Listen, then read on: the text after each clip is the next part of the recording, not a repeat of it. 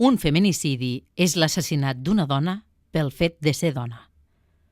969 dones han estat assassinades per la seva parella o exparella des de l'any 2003 fins al 23 d'octubre del 2018.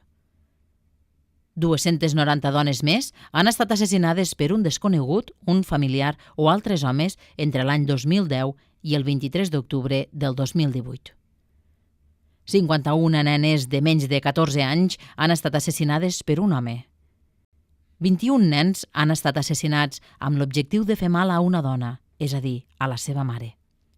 23 homes han estat assassinats per l'exparella de la seva parella o per intentar defensar una dona del seu agressor.